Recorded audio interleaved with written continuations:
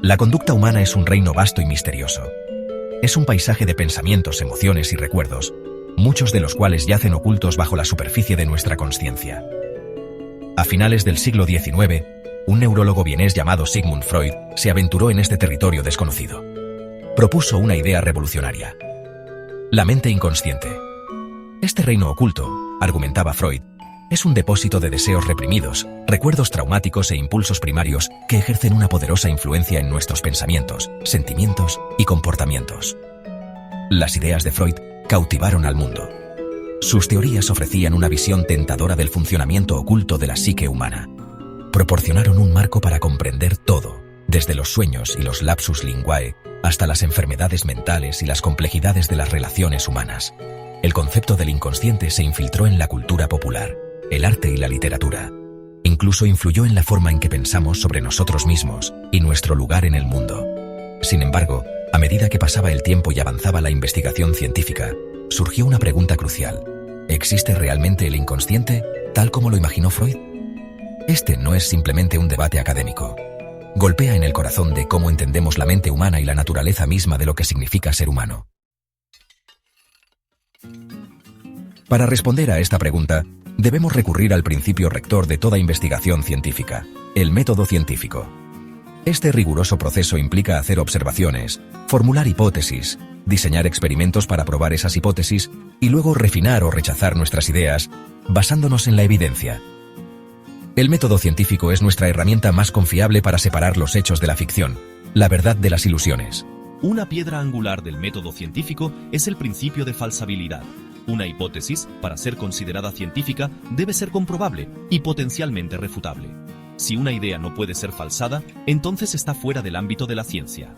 Por ejemplo, la afirmación «todos los cisnes son blancos» es falsable porque podemos imaginar observar un cisne negro, lo que refutaría la afirmación. Otro elemento crucial es la evidencia empírica. Las teorías científicas deben estar respaldadas por observaciones y datos objetivos y verificables, no solo por especulaciones o evidencia anecdótica.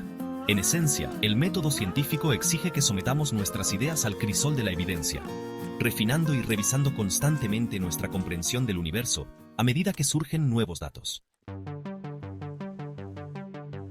Cuando examinamos el concepto de inconsciente de Freud a través de la lente del método científico, nos encontramos con algunos desafíos significativos. Las teorías de Freud, aunque innegablemente influyentes, carecen del apoyo empírico y la falsabilidad que son los sellos distintivos del rigor científico. Muchos de sus conceptos clave, como el complejo de Edipo y las etapas psicosexuales del desarrollo, son difíciles o imposibles de probar empíricamente. Además, las interpretaciones de Freud de los sueños y comportamientos de sus pacientes a menudo eran subjetivas y abiertas a múltiples interpretaciones. Si bien sus observaciones clínicas proporcionaron información valiosa sobre la experiencia humana, no constituyeron el tipo de experimentos rigurosos y controlados que se requieren para la validación científica. En esencia, las teorías de Freud a menudo se basaban más en la interpretación y el análisis subjetivo que en datos objetivos y verificables. Si bien su trabajo fue innovador para su época, no cumple con los estándares de la investigación científica moderna. Esto no quiere decir que el trabajo de Freud careciera de mérito.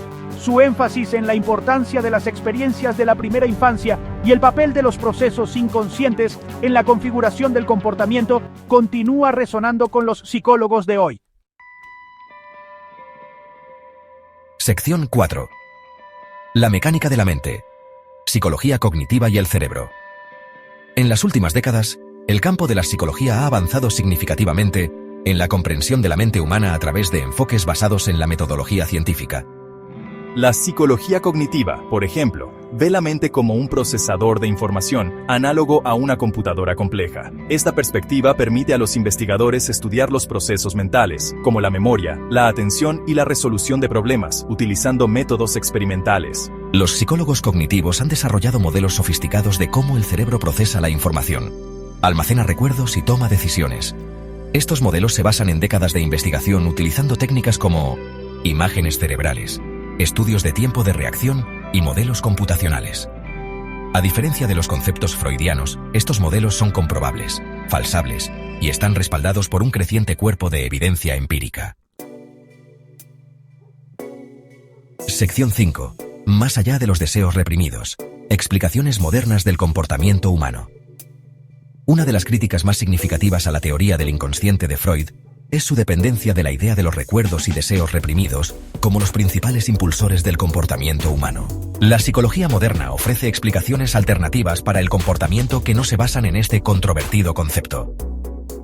Estas perspectivas proporcionan una comprensión más matizada y científicamente fundamentada de la compleja interacción de factores biológicos, psicológicos y sociales. Por ejemplo, la genética del comportamiento explora el papel de los genes en la configuración de los rasgos de personalidad y las predisposiciones. La psicología social investiga cómo nuestros pensamientos, sentimientos y comportamientos están influenciados por la presencia de otros. La psicología evolutiva busca comprender los orígenes del comportamiento humano al considerar las funciones adaptativas de nuestros pensamientos, emociones y acciones en nuestro pasado evolutivo. Sección 6. El poder del condicionamiento. ¿Cómo aprendemos y por qué importa? Un área donde las limitaciones del inconsciente freudiano son particularmente evidentes es en el estudio del aprendizaje.